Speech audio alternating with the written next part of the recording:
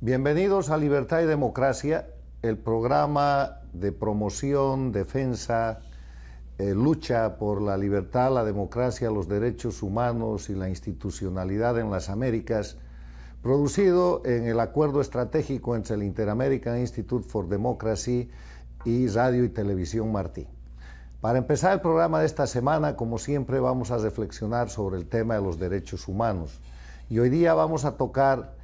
el tema del derecho humano consagrado en el artículo 12 de la Declaración Universal de Derechos Humanos, que dice que nadie será objeto de injerencias arbitrarias en su vida privada, su familia, su domicilio o su correspondencia, ni ataques contra su honra o su reputación, y que toda persona tiene el derecho a la protección de la ley contra tales injerencias y ataques. Este derecho humano es el derecho que protege la intimidad, el honor y la honra del ser humano,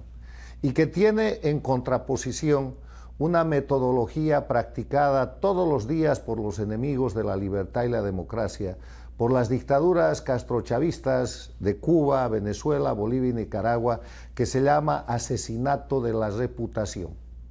Los regímenes dictatoriales de las Américas, copiando metodologías de las dictaduras del siglo pasado, de Europa, del fascismo, de la Unión Soviética, del estalinismo,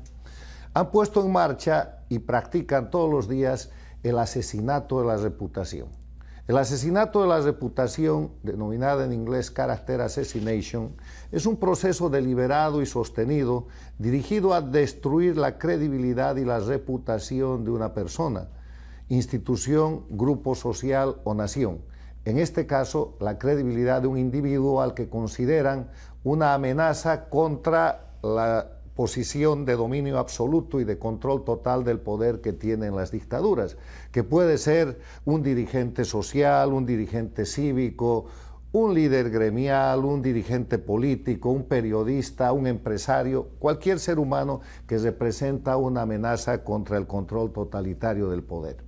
En el character assassination, los promotores del asesinato de la reputación, para lograr sus fines, emplean una combinación de métodos abiertos y encubiertos, como son la formulación de acusaciones falsas, el fomento de rumores y la manipulación de la información. Si ustedes ven lo que es la historia de este siglo,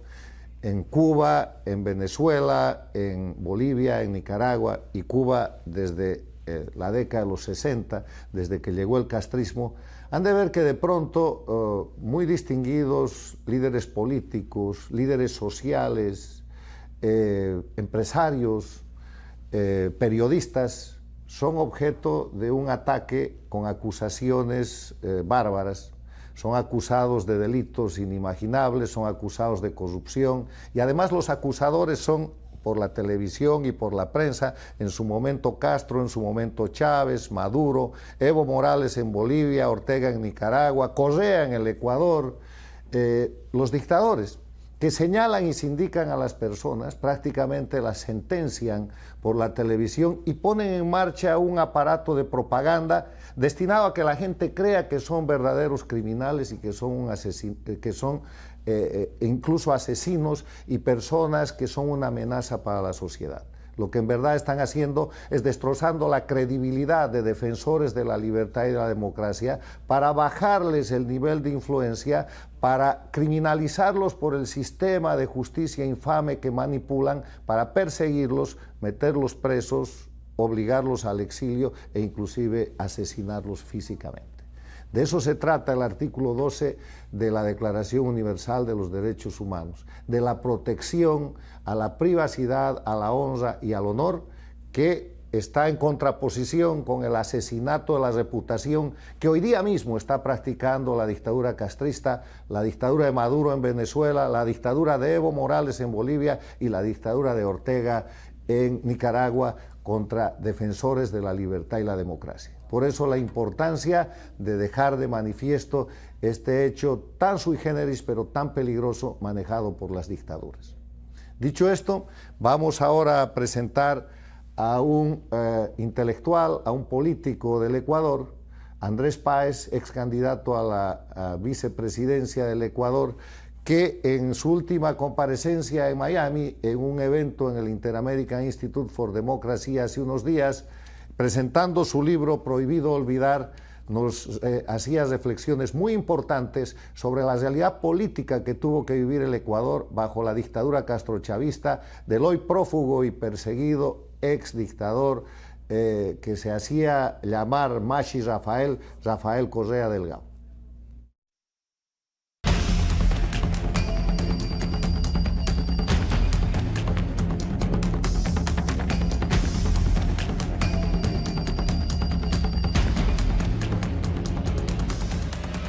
Así dividieron al país, enfrentando a unos ecuatorianos con otros, inoculando todo el odio que les fue posible, polarizando con una beligerancia inusitada, persiguiendo opositores, líderes de opinión, dirigentes sociales, periodistas, inventando las más insólitas instancias de juzgamiento como la Superintendencia de Comunicación. Por donde iban, hacían gala de su petulancia y frivolidad, acuñando él, tú no sabes quién soy yo, para atropellar, ultrajar e imponer su poder con el mismo estilo virulento del jefe de la banda criminal. Sin resquemor alguno, inventaron instituciones que nos avergonzaron ante el mundo. Ministerio de la Felicidad, Secretaría de Igualdad Intergeneracional, Instituto Espacial Ecuatoriano, Instituto de la Meritocracia. Se pagaban $6,000 al mes a un vago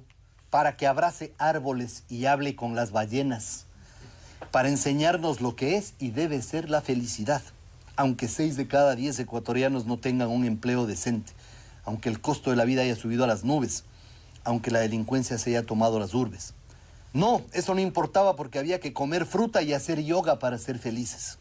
como lo hacía casi un centenar de ociosos que cobraban sueldos en ese ministerio. Y con cosas de ese tipo duplicaron el tamaño del Estado, mientras declaraban a los empresarios como enemigos del cambio. Pero además buscaron por todos los medios tapar lo inocultable, de manera que el gobierno luciera inmaculado, mientras su aparato de propaganda inspirado en las máximas del abominable Joseph Goebbels se encargara del resto. Que no hay inseguridad, vociferaba el Ministerio del Interior, presumiendo que la varita mágica del dictador había conseguido anular la delincuencia. Prohibieron portar armas a todos, menos a los delincuentes. Desarmaron a la población siguiendo la receta chavista. Cerraron la base de Manta para dejar al país a merced del crimen organizado y ordenaron tapar la cara de los delincuentes a pretexto de derechos humanos, y así los afectados nunca pudieron reconocerlos. Y en el clímax de las protestas ciudadanas de junio del 2015, organizaron grupos paramilitares fuertemente armados para que castiguen a quienes tenían la osadía de protestar contra el amado líder.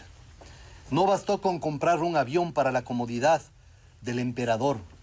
y se compraron 2 para que su dicha no fuera interrumpida, y luego en uno de ellos Cordero llevaba de paseo a Canadá a su esposa y su nieto a costilla de todos los ecuatorianos. Primero lo nuestro, solía decir, pero las cámaras lo sorprendieron más de una vez vistiendo ropa y gafas de marca, seguramente originadas en el imperio al que tanto criticaba boca para afuera. El servicio exterior era puesto en competencia para conseguir donde sea un título honoris causa que elevara aún más el ego del sátrapa, mientras sus más burdos lugartenientes dejaban fuera de la universidad a 1 millón de jóvenes. En sus aires de moralismo prohibió consumir cerveza los días domingo y fumar en la calle, pero aprobó una tabla de drogas para permitir su libre consumo y comercialización, trayendo a los hogares más pobres de la patria la verdadera tragedia. Prohibió casinos, salas de juego, corridas de toros, peleas de gallos, todo porque sentía tener derecho para ordenar sobre nuestros gustos, hábitos y costumbres, valiéndose obviamente de un consejo electoral tramposo que alteraba las cifras sucesivamente durante 10 años para atender los caprichitos del tirano, so pena de ser sometido al escarnio público y a ser expulsados del reino montado sobre las cenizas de las instituciones democráticas. Y los mismos que se quejaban de la muerte del toro en la arena, alentaban con petulancia la legalización del aborto. Tanto era el poder, tanta la soberbia que el dictador no soportaba que nadie disienta con sus designios que los estimaba sagrados. Creía ser el regalo de Jesucristo al Ecuador e incluso a la humanidad entera. Para ello, recurriendo a la peor escoria, armó un elenco de mediocres superlativos a quienes haría rotar por distintos ministerios durante 10 años, siempre y cuando agachen la cabeza y no se les ocurra jamás objetar al dictador. Cuba, Venezuela, Nicaragua, Corea del Norte, Bielorrusia eran invocadas por el soberbio dictador como ejemplos de democracia. Cada semana, durante 4 horas, encaramado en su pedestal equivalente a su codicia, dictaba sentencias, ordenaba a los jueces, reprochaba a sus ministros hasta el ultraje, paseaba toda su arrogancia, calumniaba a sus opositores, apostillaba a las mujeres con apodos miserables, repetía el libreto de la verdad oficial, rompía periódicos, todo en medio de la forzada algarabía de los aplaudidores contratados para la función sabatina. Cada semana un millonario gasta. Estudios que lleva adelante el Inter-American Institute for Democracy ha realizado varias reuniones, coloquios, foros respecto al tema de la delincuencia organizada y ha podido evidenciar que lamentablemente en las Américas la política ha sido reemplazada por organizaciones de delincuencia organizada que, más allá de ser dictaduras en Cuba, Venezuela, Bolivia y Nicaragua, Cuba con los Castro, Díaz-Canel, Venezuela con Chávez y Maduro, Bolivia con Evo Morales y Nicaragua con Ortega y su esposa, su cónyuge, más allá de la política, que es el arte de manejar y administrar las relaciones entre la gente para poder gobernar, abandonando esa esfera, estos regímenes han entrado en el ámbito y en el campo de la delincuencia organizada. Delincuencia organizada que está calificada, que está tipificada por la Convención de Palermo del año 2000, que es una convención de carácter mundial en el marco de las Naciones Unidas que ha sido suscrita curiosamente y ratificada por estos estados donde ahora hay regímenes de delincuencia organizada y que por lo tanto hace aplicable la Convención de Palermo a los regímenes y a los miembros de los regímenes de Cuba, Venezuela, Bolivia y Nicaragua. La delincuencia organizada no es otra cosa que la comisión diaria de delitos para ejercer el poder y desde el poder para mantenerse indefinidamente en el poder. Vamos a mostrar como ejemplo Venezuela, la Venezuela de Maduro, que todos los días reprime, apresa, mantiene presos políticos, tortura, pero más allá de eso se ha constituido un eje del narcotráfico, cometiendo delitos transnacionales de narcotráfico con la cocaína de las FARC y de las federaciones de cocaleros de Evo Morales de Bolivia, vinculados con el lavado de dinero que se produce a través de Nicaragua y de Cuba. Hubo sino otro tipo de delitos, que son delitos inclusive de lesa humanidad, como es la presión migratoria que se genera desde Venezuela en este momento, forzando a que no miles, millones de venezolanos abandonen el país, creando presión económica y crisis en otros países como Colombia, Perú, Ecuador, Brasil, Estados Unidos y los países de Centroamérica. Cuando hablamos de regímenes de delincuencia organizada transnacional, estamos hablando de detentadores ilegítimos del poder y estamos hablando concretamente de Cuba, de Venezuela, de Bolivia y de Nicaragua, que detentando ilegítimamente el poder, usan el poder para cometer delitos y cometen delitos para permanecer indefinidamente en el ejercicio del poder. Y ahí una de las características esenciales es, por ejemplo, la cadena de delitos que cometen para simular democracia. O sea, el hecho de tratar de presentarse como democracias que ya están al descubierto y desenmascarados para todo el mundo, pero para eso cometen una cadena de delitos que van desde la falsificación en la identificación de las personas, el fraude electoral, el control de prensa, los atentados contra las libertades individuales, la persecución, enjuiciamiento indebido, encarcelamiento, asesinato y exilio de líderes políticos, cívicos y sindicales que pueden representar una oposición real, la fabricación y la simulación de una oposición que es para funcional al régimen y una cantidad de otros delitos que, descritos en los códigos penales de cada país, van desde la falsedad material, la falsedad ideológica, los usos de instrumento falsificado, hasta los delitos de crímenes, asesinatos, torturas, narcotráfico, subvención, protección y aliento al terrorismo y delitos mucho mayores. En ese escenario, preparamos nosotros un foro en el Inter-American Institute for Democracy, donde un periodista muy importante, Casto Ocando, conocido por los libros de denuncia de la corrupción y del crimen organizado en la política de estos 4 países que he mencionado, ha publicado, hizo uso de la palabra y presentó explicaciones muy valederas. Vamos a ver a Casto Ocando hablándonos de delincuencia organizada respecto a la dictadura en Venezuela, Cuba, Bolivia y Nicaragua.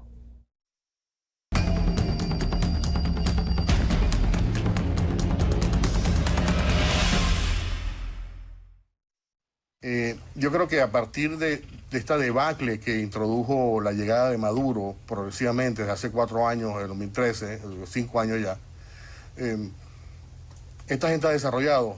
o sea, el nivel de la economía que ha desarrollado ya es están desarrollando una economía paralela a lo que era tradicionalmente el origen de la economía en Venezuela, que era fundamentalmente petrolera, pero había también turismo, etcétera. Entonces ellos están, a medida que avanza el autoritarismo, están poniendo a un lado, o sea, están perdiendo el interés en las industrias legales, por ejemplo PDVSA, y están ahora creando una economía de extraordinarias proporciones que prácticamente no la monitorea nadie. O sea, en Venezuela mucho menos, o es más difícil de monitorear. Y la razón es muy sencilla. Ellos creen que el petróleo los hace vulnerables. Es decir, una sanción de Estados Unidos, una prohibición para detener la venta de petróleo, les produce un problema serio si tomamos en cuenta que el 90 y pico % de la economía venezolana está basada en el petróleo. Entonces tú le quitas el petróleo y aquellos deberían derrumbarse técnicamente. Pero ellos se están preparando para que eso no ocurra. Entonces están acudiendo a una cantidad de actividades criminales o al margen de la ley que va desde cocaína en muchas más grandes cantidades hasta la utilización, por ejemplo, de PDVSA e incluso el Banco Central para lavar cantidades enormes de dinero que también viene de la venta de contrabando de minerales, de venta de petróleo, venta de hierro, de aluminio y obviamente droga, cocaína, y no solo cocaína, sino también drogas sintéticas, que es otra de las nuevas tendencias en Venezuela. Están traficando y muchos de estos están interconectados. Entonces ellos están creando esta economía, y esta es una economía que, como decía Beatriz al principio, es una economía que representa un reto enorme para el continente. Y voy a explicar muy brevemente, porque estaría todo el día explicando esto, pero porque todo lo que está pasando en Venezuela no está pasando porque Maduro decide. Aquí hay una interconexión con otros organismos y otros cuerpos que también están trabajando en Centroamérica, por ejemplo, en Suramérica. Entonces está, por ejemplo, el grupo de los salvadoreños, que tienen una cosa que se llama Alba Petróleo, que también es un organismo que ha sido identificado, o sea, es una organización a través del cual también se ha denunciado que están lavando dinero. Luego está Albaniza en Nicaragua. Luego están todas estas conexiones con Bolivia, con Perú, etcétera. Y entonces cuando vemos a Venezuela, todo el dinero que se está manejando en Venezuela no solamente tiene que ver con lo que hacen, digamos, la corrupción en Venezuela, sino también con lo que hacen otros organismos que, otros países y otras organizaciones como la FARC, por ejemplo, como El Salvador, como los gobiernos del ALBA, incluyendo Cuba, por cierto. Entonces, por eso es que, ya para terminar, la solución de Venezuela, estaba explicando así a pasos muy, muy rápidos, pero necesariamente, o sea, lo que pasa en Venezuela fundamentalmente es algo que está interconectado, que va más allá de Nicolás Maduro, va más allá incluso de Diosdado Cabello. Aquí hay una interconexión, unas redes enormes con grandes dineros, donde está metido el terrorismo islámico, donde está metido la FARC, Cuba, El Salvador, o sea, toda la organización criminal internacional tiene como eje de operación Venezuela y están utilizando las instituciones, y yo creo que este es el reto más grande que hay en América Latina, diría yo, en este momento. Cómo detener esas redes extraordinarias que están creando una economía paralela, están creando una maquinaria de lavado totalmente sin precedentes y que va a ser... La doctora Beatriz Rangel, una distinguida profesional venezolana titulada en Harvard, miembro del directorio del Inter-American Institute for Democracy, nos acompaña hoy día para hablar de la columna de la semana. Beatriz escribe cada semana y ella ha escrito una muy notable columna referida a la propiedad privada. Simplemente para introducir, permítanme recordar que Beatriz ha cumplido una cantidad de funciones en la actividad pública y privada, ha sido ministro de Estado en los gobiernos democráticos de Venezuela, pero además de eso, en el tema de la propiedad privada, dirige un comité en el Inter-American Institute que acaba de formar una alianza con SEDICE de Venezuela para promover este tipo de defensa, agregando que la propiedad privada es un derecho humano reconocido en el artículo 17 de la Declaración Universal. Beatriz, bienvenida y adelante con tu columna sobre la propiedad privada. Gracias por esta invitación. Bueno, básicamente yo lo que quisiera recordar hoy es que las Naciones Unidas en el año 2000, para celebrar el milenio, decidió acordar unas metas de desarrollo para el mundo. Dentro de esas metas de desarrollo, que eran 8, estaba la de la erradicación de la pobreza. En el año 2015 evaluaron el avance que se había hecho y realmente sí se logró reducir la pobreza en el mundo en entre un 15 y un 20%, dependiendo de cómo uno lo mida. Pero no lograron su meta, que era erradicar la pobreza. Y a mi juicio, eso tiene una sola explicación. Todos los programas de cooperación internacional se basan en el asistencialismo, no en el desarrollo de las facultades emprendedoras del ser humano. Y las facultades emprendedoras del ser humano empiezan con que el ser humano tenga acceso a uno de sus derechos fundamentales, si no el más importante, que es el de la propiedad. Quien no tenga una propiedad no puede identificarse con una comunidad, no puede crear riqueza, no puede transformar el futuro y muchísimo menos puede cambiar la situación de su país, de su comunidad o de su familia para progresar. En este sentido, todos los programas de las Naciones Unidas deberían comenzar por la asignación de títulos de propiedad, como bien lo dijera Enrique Gersi hace muchísimos años en su libro El Otro Sendero, a estas personas que viven en lo que se llama los asentamientos humanos, donde están las personas de menores ingresos que son producto de estos asentamientos del proceso de urbanización en los países que se denominan como mercados emergentes, fundamentalmente los de Asia, África y América Latina. En América Latina tenemos un escollo muy grande para avanzar en este terreno. ¿Cuál es ese escollo? Mientras en los Estados Unidos, por ejemplo, la propiedad es vista como un derecho humano, y tanto es así que en la quinta enmienda de la Constitución americana está protegido ese derecho, en América Latina se nos ha enseñado desde el punto de la propiedad desde la óptica religiosa. Entonces se nos vive diciendo que los pobres son los que van a llegar al reino de los cielos. Y entonces es como una bendición de la pobreza. Pero realmente lo que estamos es encubriendo un sistema de dominación creado por un monarca español que se llamaba Felipe II, cuyo único interés era extraer riqueza y controlar a la población. Por eso, para que América Latina progrese, hay que defender a ultranza el derecho a la propiedad para poderle facilitar a todos su derecho a transformar la realidad de su familia, de su comunidad y de su país. Bravo, Beatriz, el derecho de propiedad como parte de la libertad. Y ahora la periodista María Fernanda Egas, también miembro del directorio del instituto, nos va a hablar de la libertad, que tiene que ver con la violación a los derechos humanos, los presos políticos en Bolivia. Gracias, Carlos. Sí, los presos políticos y los exiliados del régimen cocalero de Evo Morales en Bolivia debería ser una preocupación de todo el continente, por no decir mundial. Recientemente, un albañil de 26 años que gritó "Bolivia dijo no" a Evo Morales este 9 de noviembre en la ciudad de Potosí, fue detenido e imputado por el presunto delito de atentado al presidente y otros dignatarios. En un claro abuso de poder del régimen cocalero de Evo Morales, el joven albañil se ha convertido en la nueva víctima de los instrumentos de represión para perseguir y apresar de la franquicia de las dictaduras del siglo XXI en Bolivia.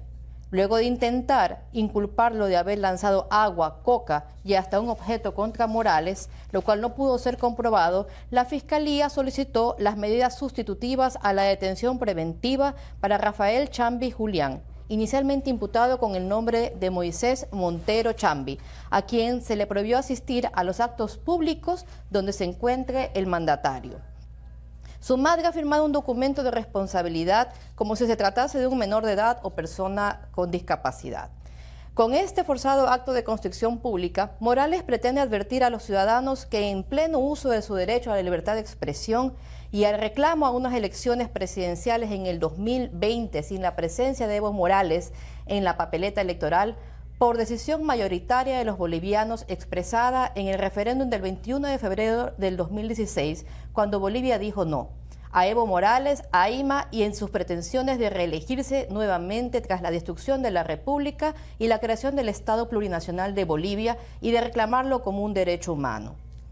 En julio de este mismo año, 4 campesinos cocaleros de Yungas fueron encarcelados en San Pedro y Calauma y declarados presos políticos del gobierno de Evo Morales por el presidente de la Asociación Departamental de Productores de Coca, quien afirmó que todos el 21 de febrero le hemos dicho no a Evo Morales y los hermanos también, por decir no, han sido encarcelados. Por su parte, el viceministro de Gobierno dijo que los detenidos son delincuentes que forman grupos irregulares. Entre ellos se encuentra nada menos que el dirigente cocalero Franco Gutiérrez. Este episodio debe recordarnos una vez más que en Bolivia